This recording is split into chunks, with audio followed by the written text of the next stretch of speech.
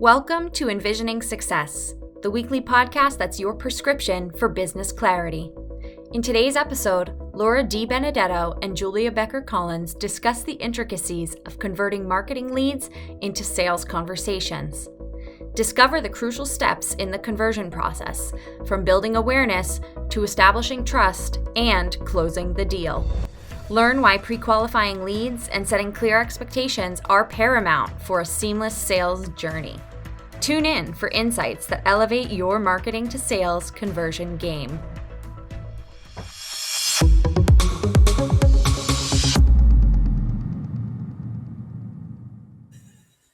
Damn it, dude. I was ready to go for it. I was going to have an amazing cold open. Okay. And go. Okay. This is the real one. Ladies and gentlemen, hello. My name is Laura DiBenedetto. I'd like to welcome you to enVisioning Success. In the last episode, I got the name of the show wrong. What a schmuck. Good job. Anyway, whatever. It's all fun and games on Thursday afternoons. We're really excited that you're here. Thank you so much for being a listener of this show. Honestly, if it wasn't for you, why do it? Really. So It's a pleasure that you're here. We're super grateful. This month, we're exploring the theme about how to go from marketing to sales and how to do it like a boss, make it seamless, make it profitable, et cetera, et cetera.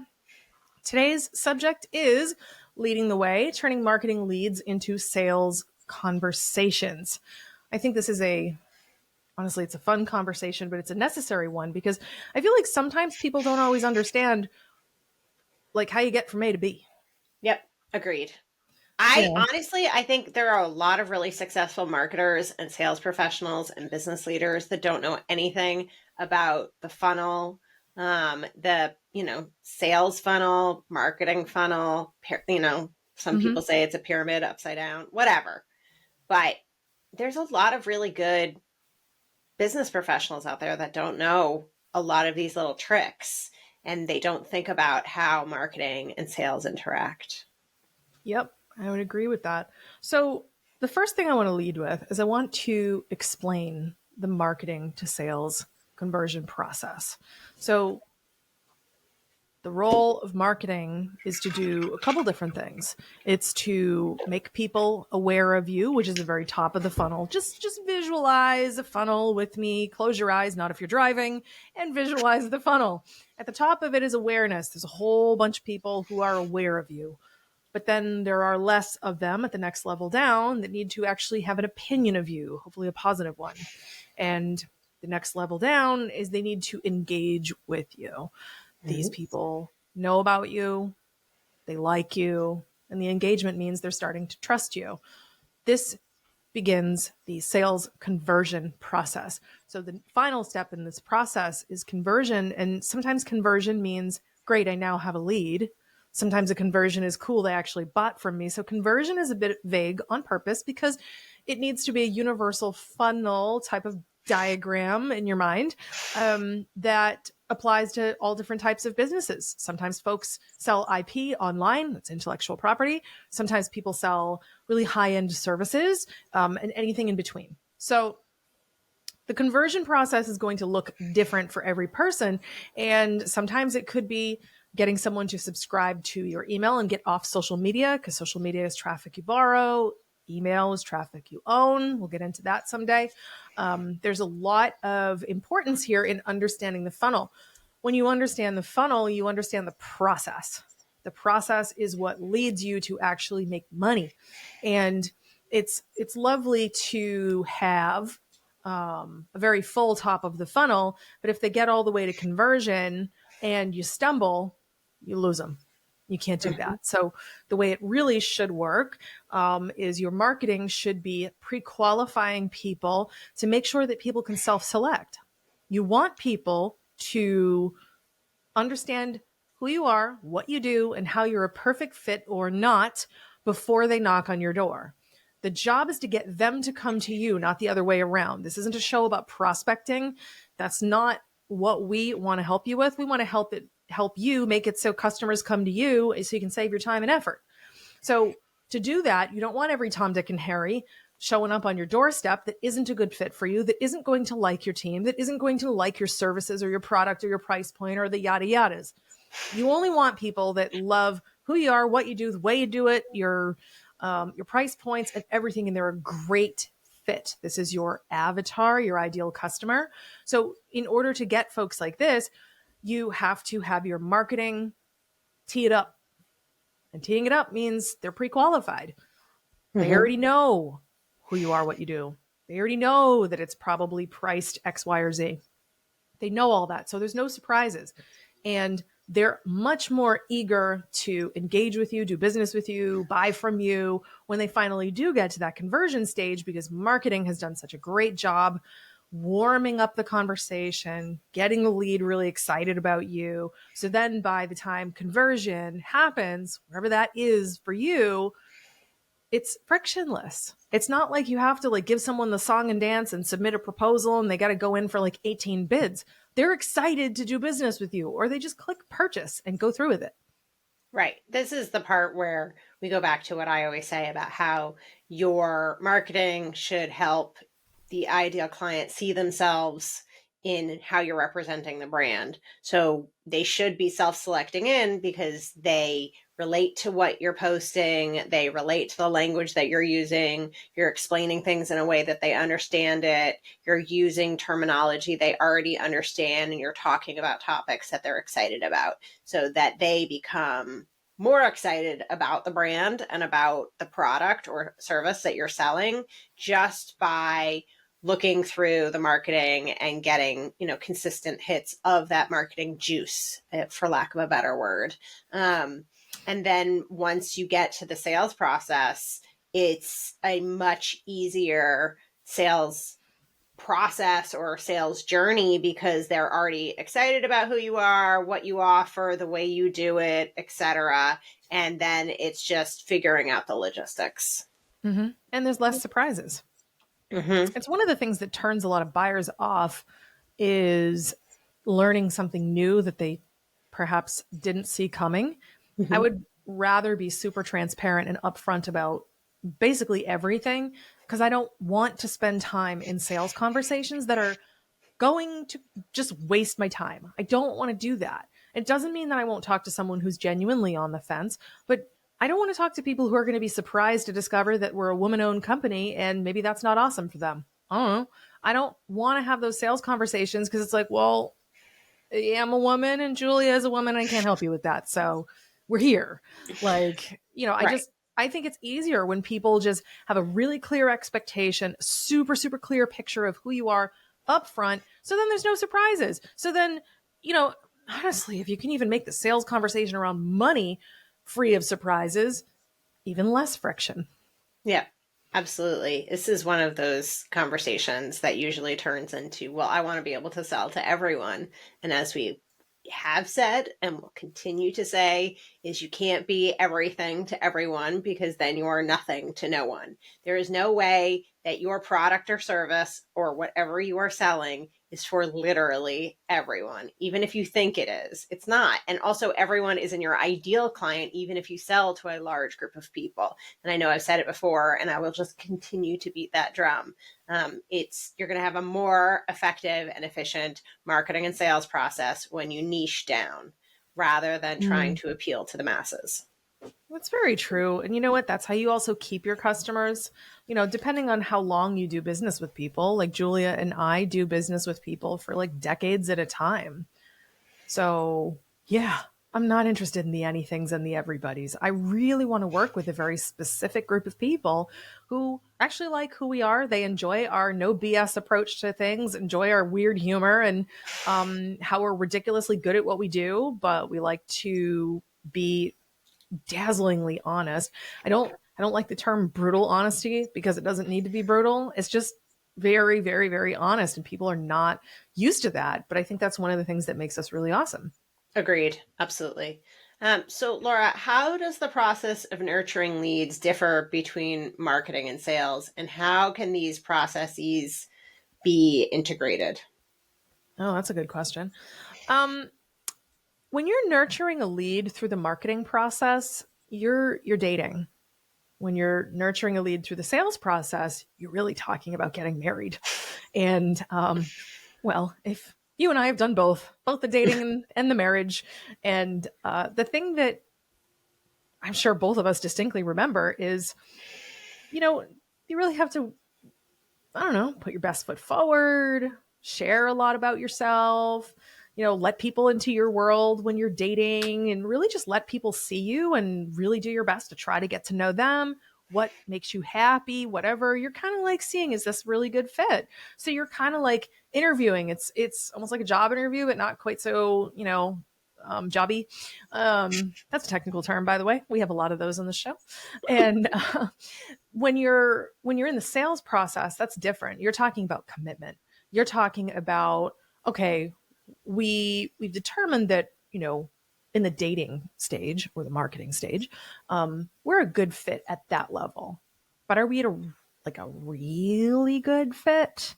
Right. Head, heart, and wallet?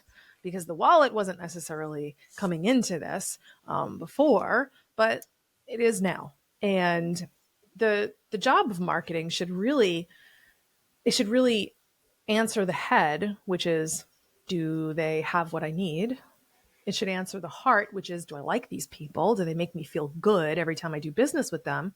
The sales conversation should be, what do I need? What is the size, scope, yada, yada? What is the price tag? And how do I make it work for my budget and what I want? Not, and if I may be so bold, not, can I afford it or not? It's, does this fit for me? And how can I make it work for me? That's really the goal of a good sales conversation, is to help your prospect navigate that conversation. A lot of times people are very happy to do business with you as long as you can create the right size solution for them. Not everybody needs the biggest thing you have. Right. So when it comes to the dating and the marriage, the dating is generally more lighthearted. That's the marketing stuff. It tends to be a bit more fun, more informative, more casual. The sales process really gets down to brass tacks. Right. So, there's a lot of interesting stuff here. And I think that, geez, this could be a 5-hour episode, but I refuse to do that. That's going to be a no from me. Yeah, right. Let me ask you this. What are some common obstacles you've seen in converting leads into sales? Oh, there's so many. Last episode, we talked about the difficulty getting marketing and sales on the same page with messaging, and that is a very common obstacle. But I'm not going to beat that dead horse dead again, as a client once said to me, which is now my favorite phrase ever. There's other obstacles. So you could have some technical difficulties on your website for people to purchase the product that you're selling. So the marketing could be hitting, it's great, people are excited about it. Yes, let me buy that sweater, or the, doohickey, or the dongle, or the whatever. More technical terms. The shoes, the dog jacket, the cookies, the wedding cake. I know we keep using wedding cakes. But you're already married, Julia. I am. I will send you gluten-free cake if you want it that bad. I do enjoy cake. That's true. So if you're selling a product, if you have a technical problem on the back end of your website where people are no longer able to complete the sale, or they think they've completed the sale and they haven't completed the sale, or, fill in problem here, then that is a serious obstacle between marketing and sales, because the marketing is working really well, but the people can't actually buy the item. And that happens a lot, especially if you're not paying attention to your website. If you're selling services, it's the same issue. If you need somebody to fill out a form on your website and nobody is monitoring that form, you don't even know where it's going to. You haven't had the conversation with your sales team about whose responsibility is to follow up or how to follow up. We have seen that time and time again, where the marketing team, i.e. us, does amazing work. And, the conversions come in because people are filling out the form that we want them to fill out on the website. And then, salesman Joe in the back office isn't following up on those leads. So it's, there's a lot of technical aspects, but then there's also human aspects, and you want to make sure both the technical aspects and the human aspects are aligned. Something else could be that the price point is off and how you're marketing things isn't aligned with the actual price point. So like Laura was saying earlier, they should have, your potential customer or client should have a decent sense of what something's going to cost by the time they get into that sales funnel. So they should know if those jeans that they're going to buy are $200 jeans, $10 jeans. I will use an example from my life. I tend to wear jeans from Old Navy. They are not expensive. I know that the brand is reliable, fashionable, but not expensive. And that comes through in, everything about them.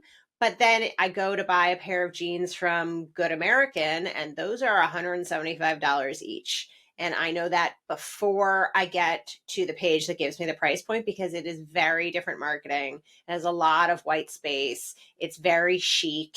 It's great with videos and explaining the value of what they're offering, etc.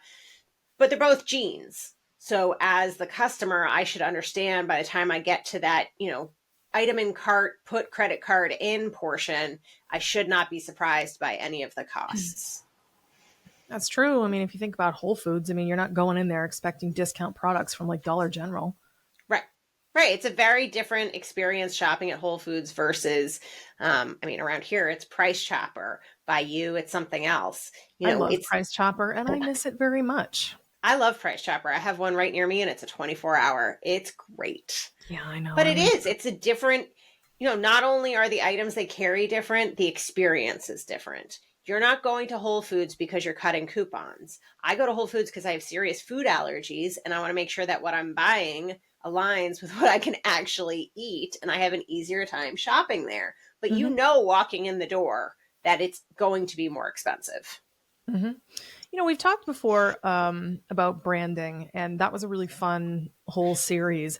And, it certainly bears repeating that your branding is part of your marketing. It's an important part, and it really helps people to set the proper expectations. Using like the insert cheap grocery store example, and then you take a Whole Foods. Everybody's probably walked into one at least.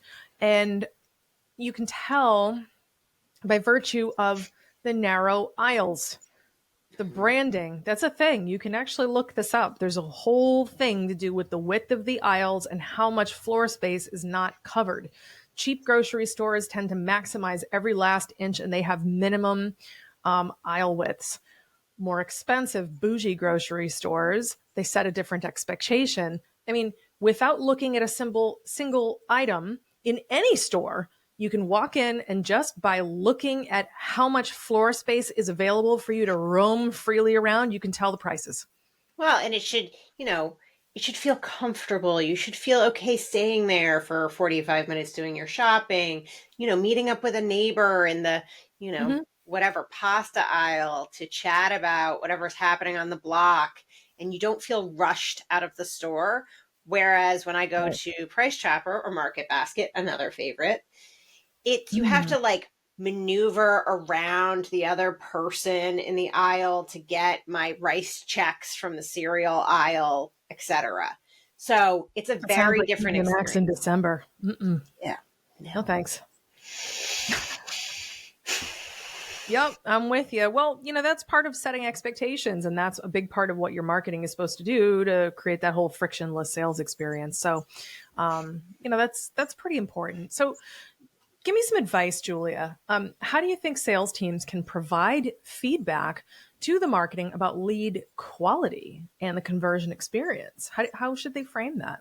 Yeah, that's great. I worked at a company previously where we would have meetings, I believe it was every other week, so twice a month, where the sales team and the marketing team would get together, and we would look at the cold, hard facts of leads and where conversations were in our CRM. And we would talk about, how those leads were developed.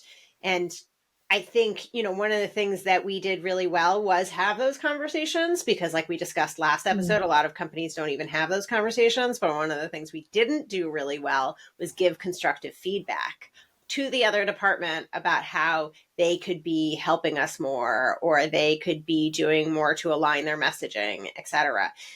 Like I have said, and I will continue to say, oftentimes at businesses, there's a lot of friction between marketing and sales. But as I will continue to say, you do better when both are aligned and both are on the same page, and there's no blaming. We're not playing the blame game. So if we're trying to get better information to the marketing department from the sales department, you really need to start from a place of like, nobody's blaming anybody.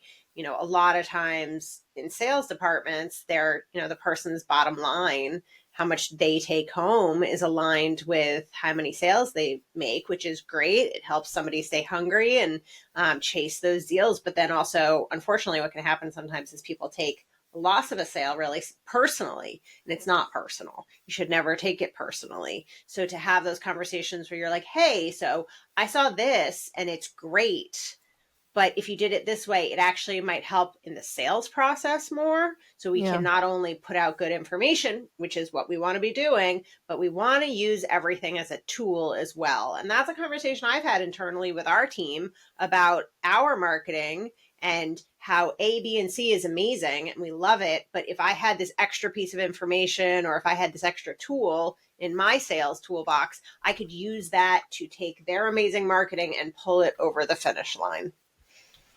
Yeah, amen to that. I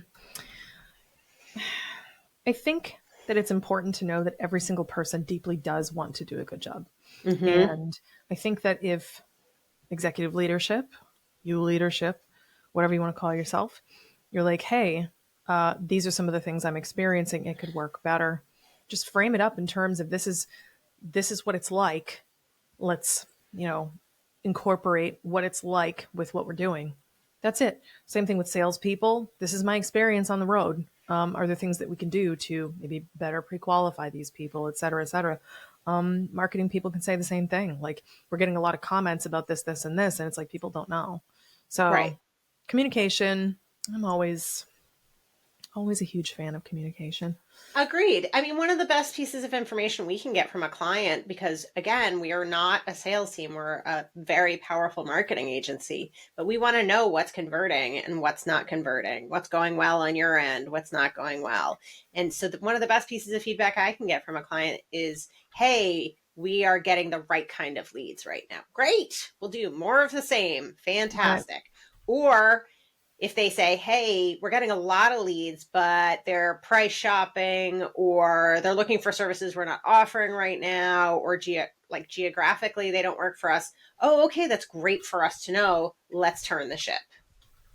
Yeah, absolutely. I think we really covered a lot of really important stuff here. And I think this is important. Use metrics to guide these conversations. Metrics is a very,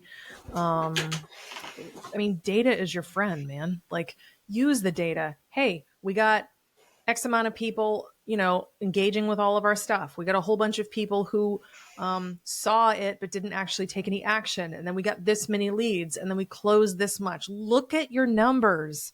Look at the numbers, because the numbers reveal a story. If you don't know how to interpret those numbers and turn them into a story, that's where we can help you. We would love to help you. And of course, there's the shameless plug. The show is hosted by the lovely and talented business owners at Vision.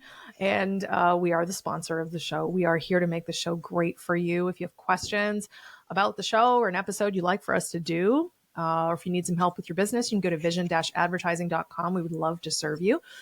Do the whole subscribe thing. Pretty please. It definitely helps us to help you. And I think that pretty much puts a bow on it. So, well, I will say that if you want to see us laugh at ourselves, you are welcome to do that on YouTube, because all of these episodes are on YouTube as well.